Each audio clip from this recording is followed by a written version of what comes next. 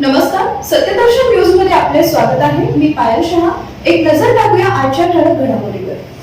Gas सिलेंडरच्या मुद्द्यावरून लोकसभेत जोरदार खडाजंगी. देशात गॅस सिलेंडर आणि इंधनाच्या संभाव्य तुटवड्याचा मुद्दा आता लोकसभेतही गाजू लागलाय. काँग्रेस नेते राहुल गांधी यांनी हा मुद्दा लोकसभेत उपस्थित करत केंद्र सरकारवर टीका केली. अमेरिकेशी झालेल्या तडजोडीमुळे देशात अशी परिस्थिती निर्माण झाल्याचा आरोप राहुल गांधी यांनी केला.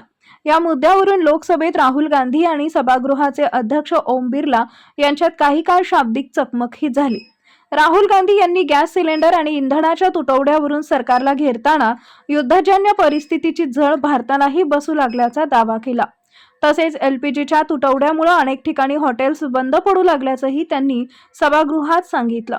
दरम्यान पेट्रोलियम मंत्री हरदीप सिंह पुरी यांनी सरकारची बाजू मांडताना देशात पेट्रोल आणि डिझेलचा कोणताही तुटवडा नसल्याचं स्पष्ट केलंय. तसेच देशांतर्गत एलपीजी उत्पादनात सुमारे 28% वाढ झाल्याचंही त्यांनी सांगितलंय. मात्र यानंतर राहुल गांधी यांनी पुन्हा एकदा पंतप्रधान नरेंद्र मोदी आणि पेट्रोलियम मंत्री हरदीप सिंह पुरी यांच्यावर निशाणा साधला.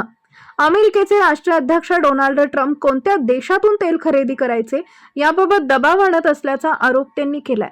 तसेच काही कागदपत्रांचा दाखला देत मंत्री पुरी यांच्या कुटुंबियांबाबतही गंभीर आरोप राहुल गांधी यांनी सभागृहात केले. या सर्व आरोप प्रत्यारोपांमुळे लोकसभेत काही काळ गोंधळाचं वातावरण निर्माण झाले होते.